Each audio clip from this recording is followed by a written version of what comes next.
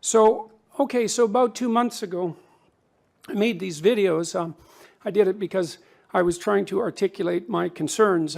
Now, what happened as a consequence of making these videos was really quite unexpected to me. There's been 140 print articles published about this, whatever this is, in the last 2 months, and then dozens and dozens of YouTube videos and television interviews and radio interviews and demonstrations. Millions of people have been tuning into this online. And so obviously something's up, and I can tell you that what's up isn't only a discussion about Bill C-16 and about gendered pronouns. You know, sometimes when you're having a debate or a discussion with someone that you love and you're having a little argument about something, like who's going to do the dishes or something like that, or especially if you haven't been getting along very well with that person, you know how the discussion starts with something specific and then you start trading all the things that it might be about until you're arguing about, you know, the way that you behaved on your third date, you know, 10 years ago, and the whole underlying unresolved chaos of your relationship emerges through the little portal that was defined by the argument. You know, well, that's what this is about. So what the hell's going on here exactly, and why are we damn near at each other's throats? Look at what happened in the United States a week and a half ago. There's some things to talk about here, and I started to try to talk about them, and I would say that my freedom to do so was rapidly infringed upon. My career was put at risk, and I find this absolutely unacceptable because I am trying to sort this out. And so we need to start talking and listening. And when you talk, it doesn't mean you're right, it doesn't mean you're correct, right? It means you're trying to articulate and formulate your thoughts like the boneheaded moron that you are. And you're going to stumble around idiotically because what the hell do you know? You're full of biases and you're ignorant and you can't speak very well and you're over emotional, and you know, you've got just problems that you can hardly even imagine that are interfering with your ability to state something clear. And so what you do is you do your best to say what you mean, and then you listen to other people tell you why you're a blithering idiot, and hopefully you can correct yourself to some degree as a consequence of listening to them. And you see, that's what free speech is about. It isn't just that people can organize themselves and their societies by thinking. You can't do that because there's only one of you. What you have to do is you have to articulate your thoughts in a public forum so that other people can attack you, and hopefully in a corrective manner. And then you want to, you know, step back a little bit and think, okay, well, you know, I was a little arrogant there and I was a little over emotional there and I didn't get that quite right, and maybe I'm outright biased on that front. And you want to correct what you say, because then you correct how you are, and then you correct how you act in life, and then you correct your society. And to the degree that we limit freedom of expression, we put all of that at risk. And that's partly why I don't believe that freedom of speech is just another value. I think that's preposterous. I think that if you claim that, then you know nothing about Western civilization and history. Freedom of speech is not just another principle. It's the mechanism by which we keep our psyches and our societies organized, and we have to be unbelievably careful about infringing upon that, because we're infringing upon the process by which we keep chaos and order balanced. Well, what is this all about? I can list you some of the things that it's about. It's about inclusion versus bigotry and prejudice, right? It's about the left wing versus the right wing. It's about who's free to choose their language, and what elements of respect that you're due to people who are different than you, say with regards to pronoun use or chosen names. It's about whether the subjective or the objective is going to take precedence, because implicit in Bill C-16, and I'm telling you, there's an assault on the idea of objectivity itself, an assault on the idea of biology itself. And if the university thinks that the sciences are going to be immune from the ideological doctrine that's embedded in these pieces of legislation, they better think again, because there is trouble coming. I know that OISE already has an anti-psychiatry program, and we noticed that Ken Zucker got hounded out of his job just a few years ago, even though he was an entirely credible scientist and clinician. It's about constructionism, social constructionism, versus positivism, versus pragmatism. And there's a mother versus father thing going on here too. And you know, you kind of saw that with Hillary Clinton versus Donald Trump. I would say that was the overprotective, devouring mother versus the tyrannical father, which is not a good, that's not a good narrative from a mythological perspective. It's about also the adversarial spirit, I would say, versus the logos. And the adversarial spirit is the spirit that claims what I think right now is correct above all else, and I have nothing whatsoever to learn, versus the logos. And the logos is a very complex idea, and that's that the proper citizen is the person who embodies truth in speech and attempts to act it out, and that also includes listening, because listening is part of communicative intent. And I think at the moment that we're embroiled in a war on every single one of those dimensions, and several others that I haven't had time to list. And the evidence that we're in that sort of war is precisely the fact that this has attracted so much attention. I mean, I just sat in my bloody office at home and threw up a couple of amateurish videos, more or less attempting to articulate my feelings about a couple of policies, and it's like all hell broke loose. And why?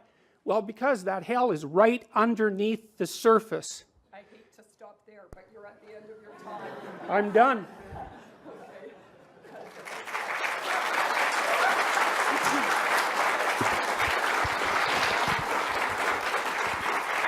There have been some profound misunderstandings circulating about the law, and I'm here today as a lawyer, as a law professor, as a civil libertarian, as an expert in equality rights and freedom of expression to try to correct those misunderstandings.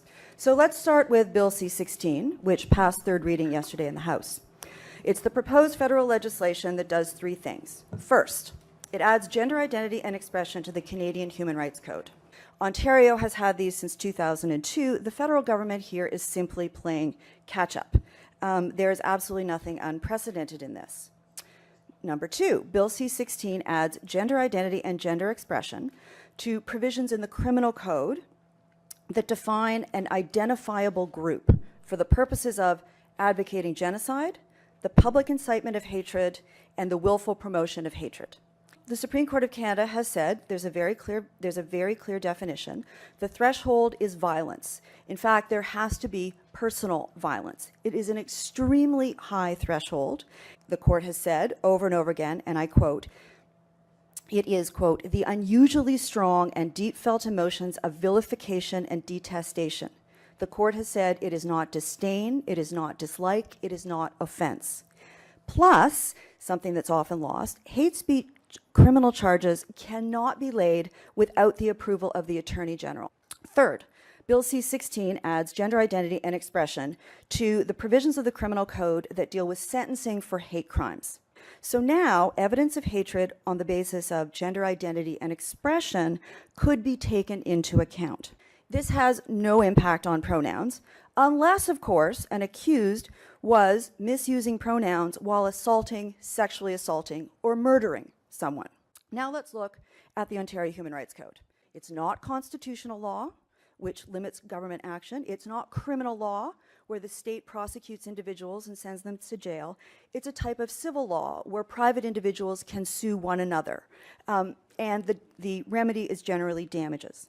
Since 2012, the Ontario Human Rights Code has prohibited discrimination and harassment on the basis of gender identity and expression. It prevents discrimination and harassment against trans and gender non-binary individuals in employment, housing, and services. So what does this require in relation to pronouns?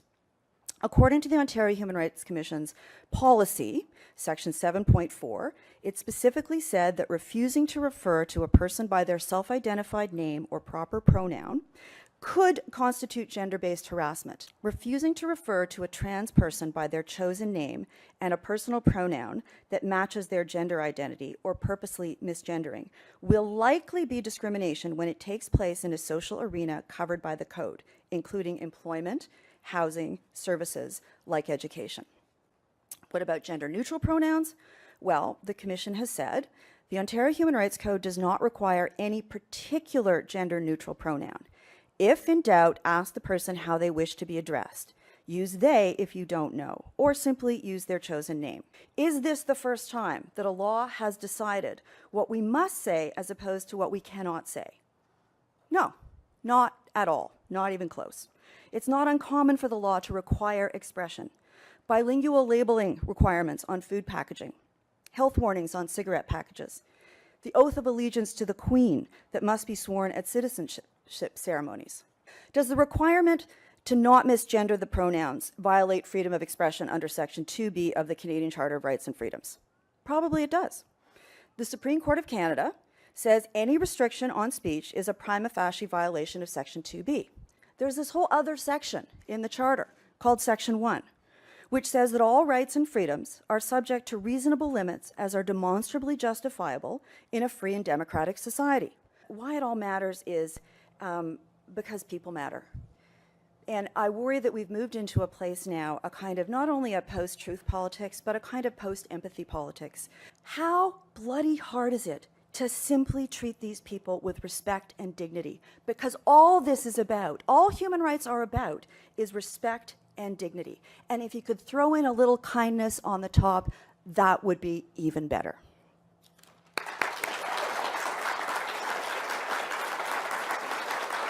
So I'm going to read you something that a graduate student sent me from the University of Toronto the other day, and I can also tell you that I've received hundreds of letters like this. Today, I had a tutorial at the University of Toronto where I talked about Jordan Peterson and issues of personal identity, legally sanctioned identity categories, etc. I brought up a video of a tall white man in his 30s who asked students at a university how they'd react if he told them he identified as a woman, as black, as short, and as 5 years old. Spoiler alert. Students in the video resist some of the later categories a bit, but are mostly accepting. Still, students were not engaging in discussion. I asked them why. One said it was because she was worried to share her opinion for fear of being singled out or saying something offensive. I asked who else was not speaking for that reason. The whole class put their hands up. No participation. Why? They weren't uninterested. They were afraid to speak their minds. The PC police are in your heads. You just heard a lawyer's opinion. I have many lawyers' opinions, by the way. I'll start with lawyer one, who was the counsel to several prime ministers. He talked to me about the Human Rights Tribunal because I went and saw him 2 weeks after this all started. Human Rights Tribunal is a kangaroo court, in my opinion, and it should be abolished as fast as possible. It's one of the many institutions in Canada that pose a threat to your freedom that is of almost unimaginable proportions. Here's what this top lawyer told me. If I'm taken in front of the Human Rights Tribunal, it will cost me $250,000. I will pay the legal costs for my opponents, and I will lose. He said, go back to your safe little life and shut your mouth. Second lawyer told me, my critique of the Ontario Human Rights Commission is spot on. And absent the Charter of Rights and Freedoms, which has these contradictions built into it that you just heard described, much of what I was saying was illegal and has been illegal since 2012. Lawyer 3 told me that if I breached a tribunal order, so imagine I was taken in front of the Human Rights Tribunal and I was fined and then I refused to pay the fine, which I've stated that I would do. That equals contempt of court, which inevitably means jail until the contempt is purged. The social justice tribunals and the SJWs, social justice warriors who staff them, have a rogue nature. They can search your house without a warrant. They can use secret hearings. There are no rules of evidence, and the judges are unaccountable. But those are legal opinions. Let's look at a real world case. Let's look at what happened when I made my videos. Let's look at how the university responded, because I can tell you, in the video I said, look, what I'm doing is probably illegal, and worse, my employer is legally responsible for it, because that's built into the codes as well. So by the way, if you're an employer, you're responsible for everything that your employees say, and everything that anybody interprets what they said as being, whether it's unintentional or intentional, whether or not a complaint has been made. So just think about that. Anyways, October 3rd, the university said, like all members of the university community, I have an obligation to comply with the law, including the provisions of the Ontario Human Rights Code. Their policy with regards to workplace harassment, which the university implied that I was engaging in a course of vexatious comment or conduct, where the course of comment or conduct is known, or ought reasonably be known, to be unwelcome. So what happened essentially was the university reviewed what I had done, and then they reviewed the policies as laid out on the Ontario Human Rights Commission website. The university reviewed my videos and they decided that what I said was true. They decided that the video I made was probably illegal and that they were responsible for it. And so in an attempt to distance themselves from me, under counsel from their legal people, and believe me, the university has good legal people, they sent me a warning. And this is what happens if you want to discipline a recalcitrant employee, essentially, so that you don't have to bear legal responsibility for their acts. And after the third warning, you can take further steps. Now, I pointed out to the university at one point, when we were discussing how this forum was going to proceed, that perhaps it would be in their best interests to not support the people who were trying to stop me from talking, but instead to support me legally, and if necessary to take this all the way to the Supreme Court. And the university said categorically that they would not do that. So I would say, when it comes to the contradictory provisions that are in the Canadian Charter of Rights and Freedoms, and so we might say roughly equality versus freedom of speech, the university decided which side they're going to go down on. So on October 18th, the university mentioned to me in another warning letter that if personal pronouns are being used, the refusal to use the personal pronoun that is an expression of the person's gender identity can constitute discrimination. So now, you see what's happened is that I haven't refused to use someone's gender-neutral pronouns. I said that I would refuse. So it's not even the refusal itself that's producing the letters. It's my declared intent to engage in the refusal. And as far as I was concerned, what I was essentially doing was criticizing a piece of legislation that had not yet been passed. But the university's legal department decided that all that was sufficient for them to distance themselves from me and to engage in disciplinary activity. So, and then with regards to these human rights tribunals where all of this stuff would be sorted out, it's like those places destroy your reputation and destroy you financially. And can they put you in jail? Well, it's a complicated argument in some sense, but I can tell you that if you refuse to pay the fines, that's the next step. The federal people have indicated that these policies will be interpreted in accordance with the Ontario Human Rights Commission's policies online. And so you guys should go read those, because those are not fun. And I would say that they pose an incredible threat to your liberty. And it's all done under the guise of compassion. People who keep pushing that on you are making a massive mistake. And they're infantilizing you. And they're terrifying people in the university community, as you can tell by the letter that I just read. And I've received dozens of letters like that. People are afraid to say anything because they're going to get targeted. And if you wonder or not if that's true, then just think about what happened to me. And ask yourself if it's true. Good enough. Thank you.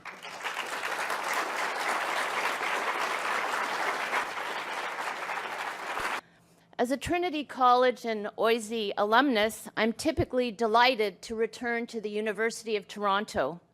Today is different. To make sense of what it means to be here today, I've found myself going back frequently to the 1989 debate at Western on the subject of race and IQ between Philip Rushton and David Suzuki. To borrow David Suzuki's opening words on that day, quote, "I do not want to be here. I do not want to dignify this man and his ideas in public debate," end quote. There was, in 1989 at Western, as now, an extraordinary media frenzy concerning the apparent threat to academic freedom posed by the mere possibility that academic freedom is not an absolute guarantee, that as scholars, our relationship with knowledge and with the public trust is tempered by responsibilities and limitations. Of crucial import to my argument today is that this is a relationship structured not on juridical grounds. This is not about the law, but on ethical grounds. The very real effects of the knowledge claims that we make as scholars require that our claims be subjected to rigorous critical scrutiny. And there is no set of knowledge claims more important to subject to critical scrutiny than statements that appear to perpetuate and to incite already existing forms of hatred, violence, and prejudice toward members of minority groups.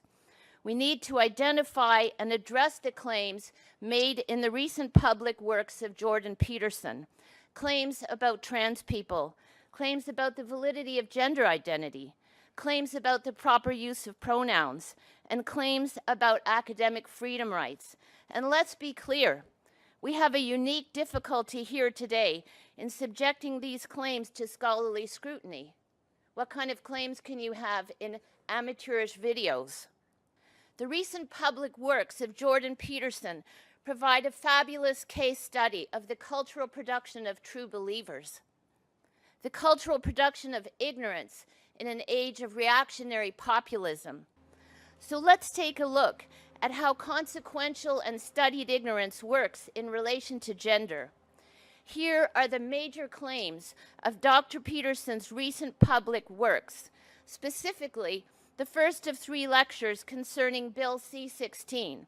And I will quote directly here from my lecture transcript. Bill C-16 scares me, lectures Dr. Peterson. The Ontario Human Rights Commission is a particularly pathological organization. Social justice warrior types are overrepresented, and I can't help but think it's because our current premier is a lesbian. And the LGBT community has become extraordinarily good at organizing themselves and has a fairly pronounced and very, very sophisticated radical fringe. Gender identity and gender expression are not valid ideas. They're not true. There's no evidence for it. I don't know what the options are if you don't identify as a man or a woman. There's an idea that there's a gender spectrum. I think it's an ill-informed opinion, end quote. Rather than to address himself to the scientific evidence concerning gender identity and expression, and by adopting rhetorical strategies more common to breitbartnews.com than a university professor's lecture, Dr. Peterson goes on to discredit the very constructs on political grounds instead of on grounds provided by scholarly evidence, that these constructs are, in no particular order, leftist, radical, and politically correct. On the subject of pronouns and gender expression, Dr. Peterson is emphatic that, quote, I don't recognize another person's right to determine what pronouns I use to address them. I won't do it. For the vast majority of people, he goes on to say, gender identity and sexual orientation, and I guess he means sex, are the same thing, end quote. As for the definition of transgender, Dr. Peterson claims that, and I quote, I don't believe that these people, these terms stand for good things. I think that these people use these terms as a pretense that they stand for good things, as a pretext for them to continue their nefarious activities, end quote.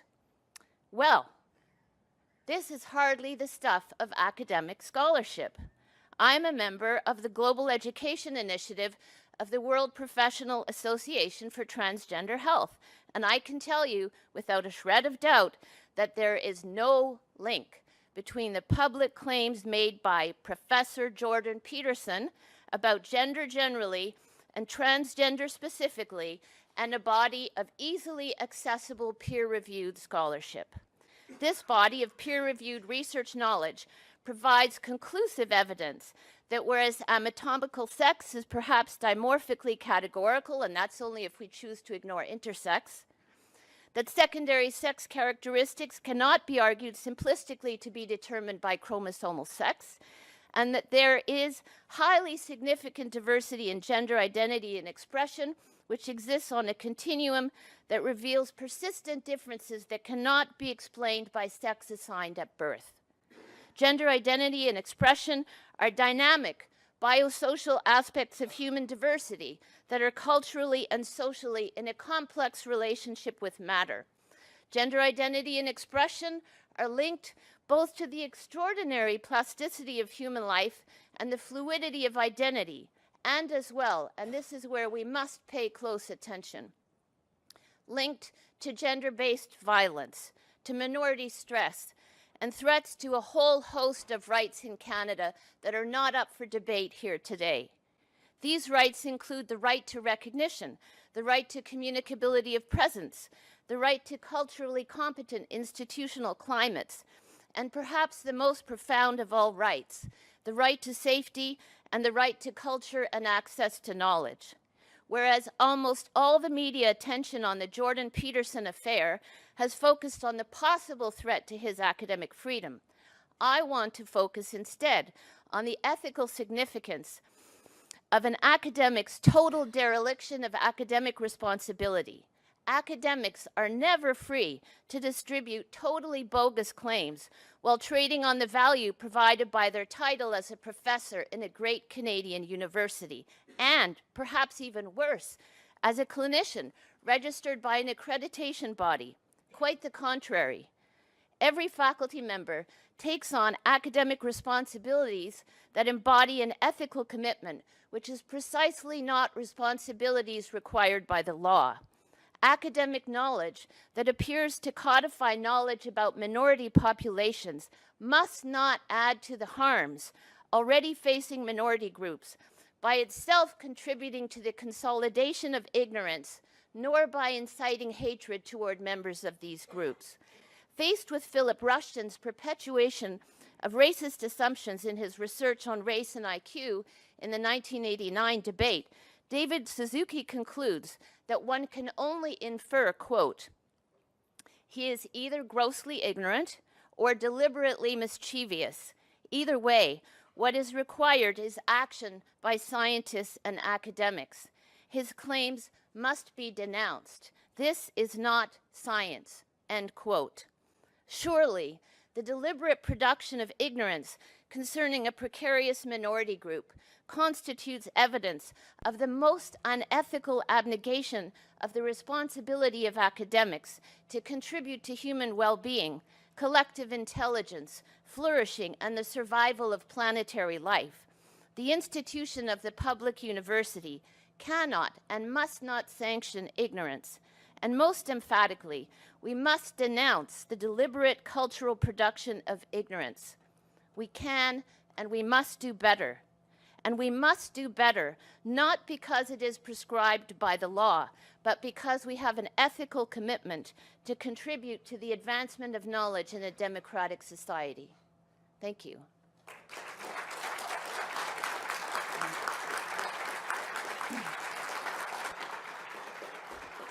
In law, we tend to distinguish between the law as it is and the law as we would like it to be. And the experts you cited seem to be critical of the law as it is, along with you. But does Professor Kosman's outlining of some of the elements of C16 in particular, does that give you any comfort? Does it allay any of your concerns that it really focuses on the advocacy of genocide or the commission of hate crimes, and that those kinds of things are probably the sort of restrictions that most people in the room would think were reasonable restrictions?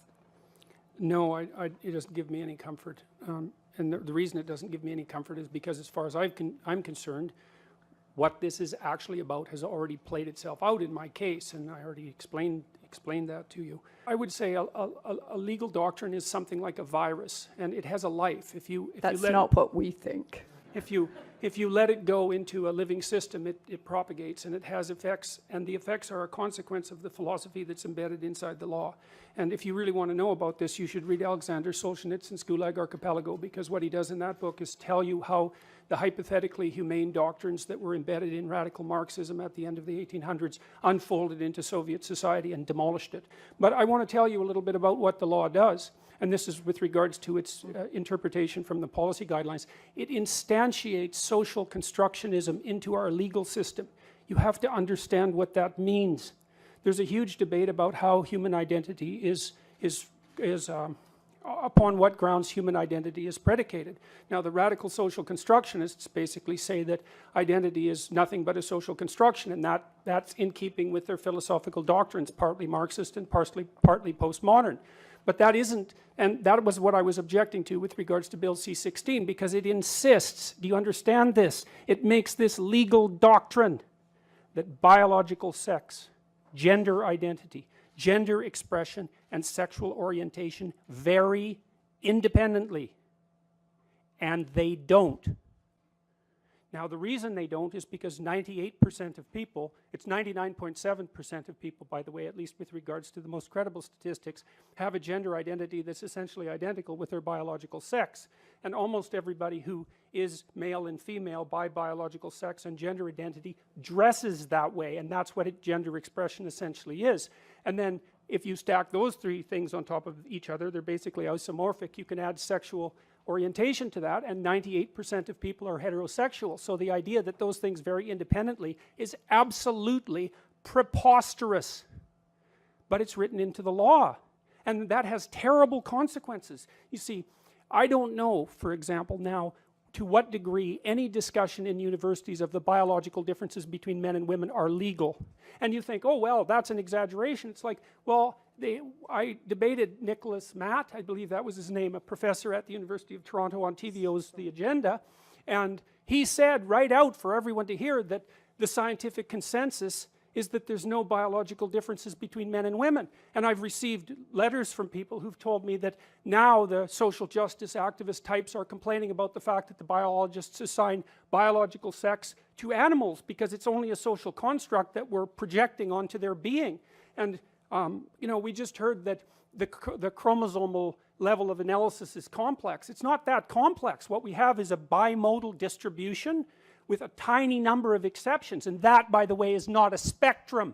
I think you were just starting at the end of your discussion in your answer to the last question to talk a little bit about some of the points that Professor Bryson made about your picture of gender and the relationship between sex and gender and some of those issues. And you know, she lays out some of the science and some of the actual scientific findings around those issues. And I wonder, when you take a look at some of that research, how does it affect your thinking on some of these questions about, in particular, what some people think of as perhaps a rather simplified picture of sex and gender? Okay. One of the things it builds in, for example, is the claim that identity is only subjectively defined, and that's built right in. It says that your identity is whatever you think it is. Well, let me tell you, as a practicing psychologist, that's absolute rubbish. Your identity, look, when children are 2 years old, that's what they think. They think that their subjective reality is everything, and what you do is you socialize them between the ages of 2 and 4 to adopt an identity that's part of a cultural negotiation. It's like your identity is part of a cultural negotiation. It's partly the game you play and partly the game that I play with you, and I have to be a voluntary participant in that. And not only is it not subjectively defined, which detaches it entirely, by the way, from the underlying biological and the underlying objective reality, making any claim you want for your subjective identity valid. The other thing it does, it completely obliviates the idea that identity is actually a pragmatic entity, for God's sake. It's like if you're a lawyer or a father or a mother, like an identity that has some solidity to it. Your identity is also a vehicle within which you travel through life, right? It's a set of tools, a set of pragmatic tools that you use to interact with the social and the natural world. It's not only your subjective whim. The idea of gender identity, which is only defined subjectively in the relevant law, has been studied intensively by personality psychologists such as myself. In fact, my lab has done some of the, I wouldn't say the most fundamental research on it, but you know, we're in the ballpark. Here's a little story. Okay, so the differences between personality between men and women are basically what constitutes gender identity insofar as it's not merely subjective. And one of the things that's happened is that as the Scandinavian countries have equalized their political and sociological landscape, the differences in identity between men and women have got larger, not smaller. Do you understand that? That's a refutation of the social constructionist claim. So what happens is that if you flatten out the landscape so that there are very few socioeconomic differences, say, or sociological differences in the treatment between men and women, what happens is the biological difference maximizes. It maximizes. Do you understand? That means men and women get more different, not more the same. And the thing about women in the audience, bloody hell, you should think about this, because don't you want to pursue the things that you're interested in? And if you pursue the things that you're interested in, because you're interested in different things than men, I'm telling you, and if you look at the interest variation, this has been established technically, if you look at the interest variation, there's almost no overlap between men and women if you sum up the differences in interest and temperament. Okay?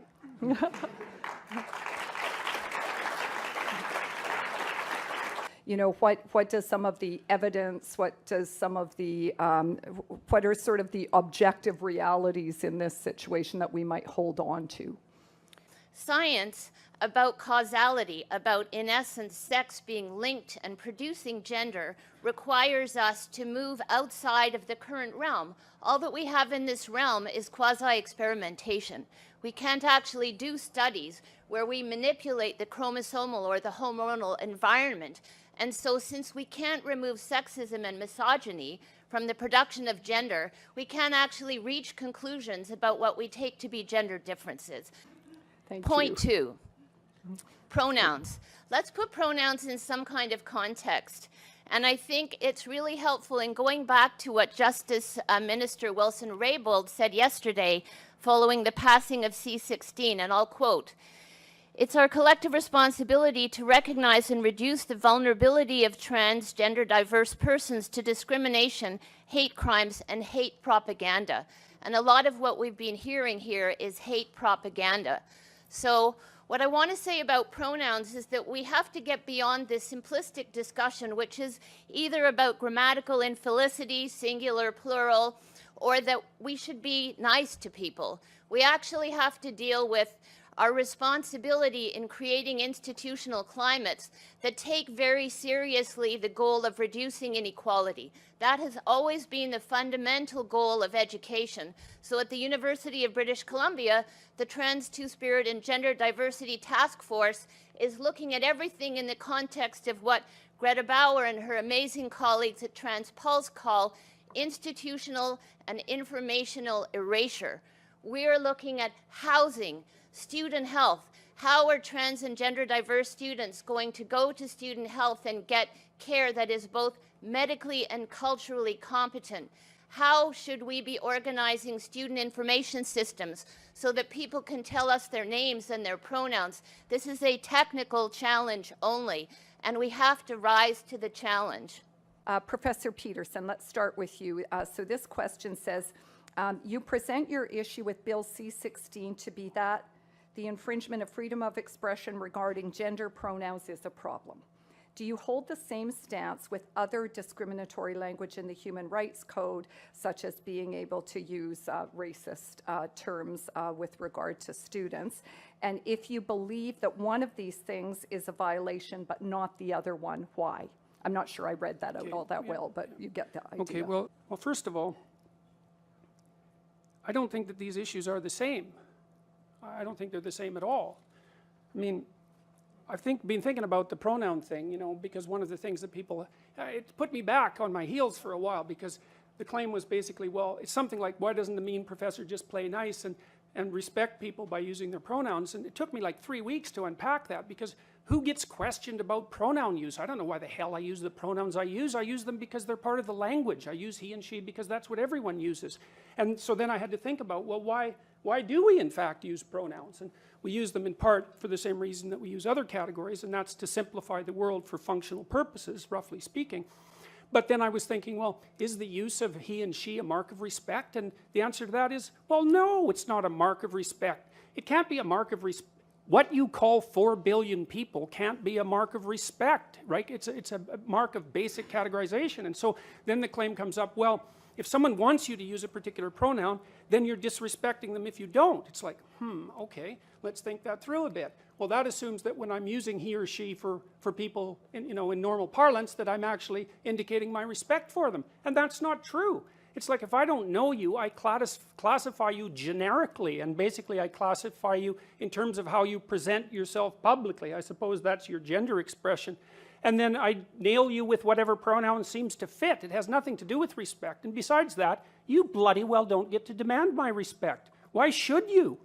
You know, I mean, it's not like I respect everyone. That's a foolish thing to do. You respect people who are respectable. You know, you make value distinctions between people, and that doesn't mean you illegally discriminate against them. Those aren't the same thing. But I'm all for value judgments. Don't tell me that I'm not respecting people when I don't use their gendered pronouns. And the other thing is, I don't buy this whole idea that the people who are putting this legislation forward are valid representatives of the trans community. That's what they say they are. We have mechanisms for deciding whether someone's a valid representative of a community, and that generally involves democratic voting. I've received at least 20 letters from transsexual people who are on my side, and by the way, 0 from others, believe it or not, who are perfectly happy with the idea of gendered pronouns. It's just they want to be the other one. Now, you can have a discussion about that, and there's lots of things to be said about it, but the idea that this community that's coming out and demanding these rights is somehow representative of this homogenous oppressed minority, I think is rubbish. For this question, I'm going to ask both Professor Kosman and Professor Bryson to comment on it. So one of the objectives of the transgender and queer rights movement is to enter into public conscience in a way. And this person asks, this can only occur through public conversation. Do you worry that it may not be possible to have thoughtful discussion if there is government restriction about this kind of speech? And do you worry that it would skew discussion in one direction or another?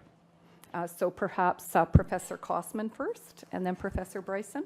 I think that there is an important way to have public discussions around a whole range of issues. I would welcome a discussion on the role of hate speech provisions.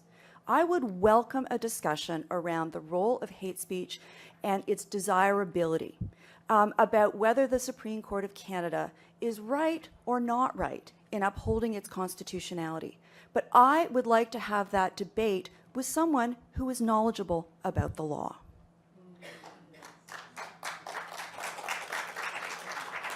Thank you. And Professor Bryson.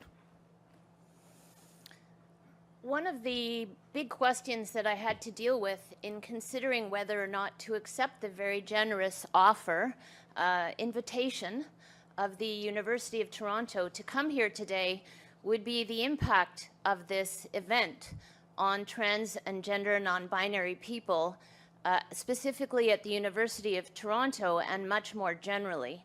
And so, whereas I would say that I recognize practices of peer review, and practices of peer review are not denouncement. Practices of peer review are practices that we utilize to make assessments about knowledge claims, whereas I would fully appreciate being able to enter into a discussion about gender and gender identity and issues around trans culture as a means of practicing peer review.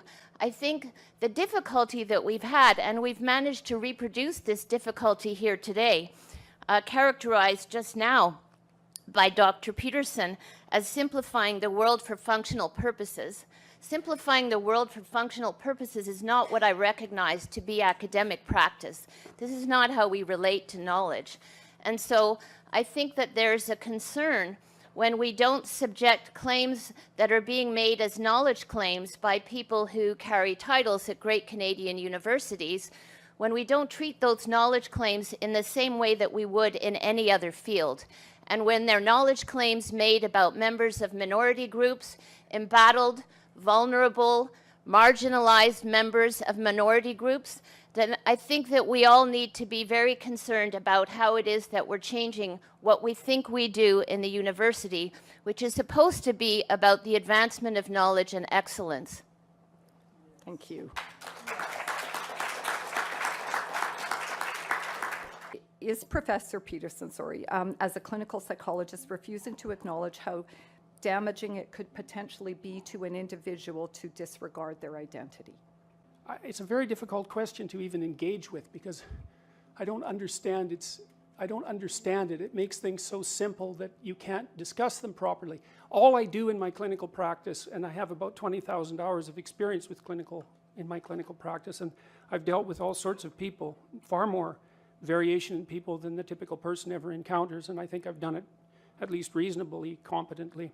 All my discussions with people in my clinical practice are about their identity, given the definition of identity that I brought forth, how they feel about themselves, how they conceptualize themselves, because those are two different things, how that plays out in their interactions with other people, and what the functional significance of that is. And I'm going to say forthrightly, well, two things. One is that I don't believe that any of my clients have had cause to worry about my interpretation of their identity, because what I do in my practice is help them discover what that is. I'm seriously not interested in imposing any ideas of identity onto someone, because I can't do that. I don't know what the right vehicle is for you to travel through life. What I can help you do is articulate your concerns. I can ask you questions where I see contradictions in your self-articulation. I can help you make plans for the future. And I've helped thousands and thousands and thousands of people, by the way, make plans for the future with the stuff that I do online. And so I'm helping people build a genuine identity. Well, and that's what I do. So that's the answer to that question, and I think I do it well. I mean, in the stuff we've done from a research perspective with the Future Authoring Program, which I offered to people free a week and a half ago to help them catalyze their identities, we've helped 5,000 university students increase their grade point average 20% and decrease their dropout by the same. And the biggest effect has been with men and non-Western ethnic minority students who've accelerated their performance up beyond the range of the normal for the dominant culture. A pure psychological intervention, I might say, and not a sociological intervention. So I'm perfectly willing to stack my record on identity formulation up against anyone's. And I should also point out that I think where I'm most vulnerable in this entire debate, and I expect this will happen, I know there's already been noise about it on the Ontario Psychological Association website, I think they'll probably come after my clinical license. So that'd be my guess. So I think we might be straying a little away from Yeah, the question now, so just thank you. No, we're not, because that question involved my clinical practice. I'm not straying a bit. That involved my clinical practice, and there was a reason that the question was posed. So I'm not straying. Thank you. Why do you feel that someone's personal gender identity and pronouns infringes your free speech? Can one not also argue, based on your interpretation, that professors can use racial slurs in their classroom and that the inability to do so would violate their freedom of speech? Well, that's pretty much the same question, I think. I think that we're crossing a dangerous line, and the line is the requirement that's being put upon people by government agencies with the full force of the law behind them to decide what language categories you're going to use.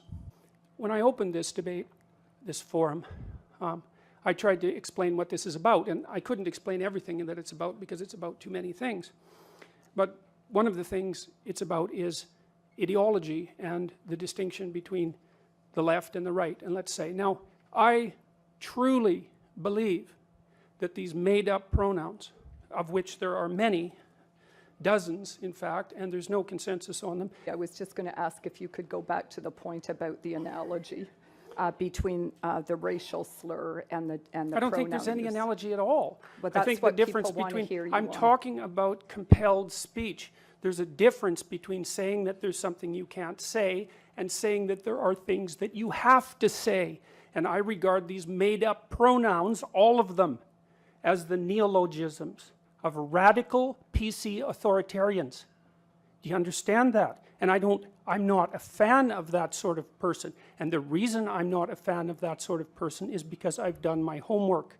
I've read everything I can get my hands on in the development of authoritarian political systems, and I know the literature inside out and backwards.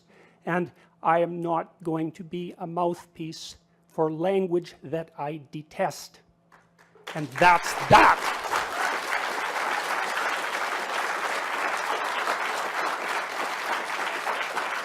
But from your perspective as someone who's also had a senior leadership role, as well as being an expert in the area, do you have any thoughts or guidance about what universities can do to ensure that we're moving things forward in a helpful, inclusive way?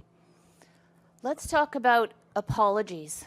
So this week we heard from Justin Trudeau's government about the apology that will be made to LGBTQ Canadians concerning the extraordinarily violent impacts of discriminatory activities that were also research activities happening at Canadian universities and elsewhere to locate and to fire LGBT Canadians from the public service and from the RCMP. And let's pay attention to some of the details of that situation.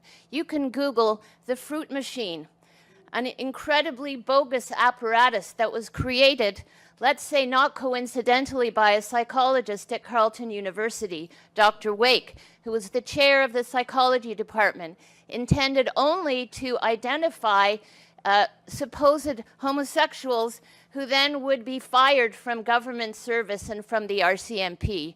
If we fast forward to the fairly recent past, we could look at CAMH making an apology for the incredibly damaging work carried out by Zucker in his bogus conversion therapy based entirely on these ideas about sex-producing gender constancy, which then in the case of gender-diverse young people could be cured by means of conversion therapy.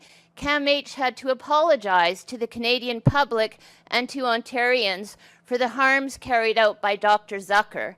And so I think that we might need to think about two things at the University of Toronto.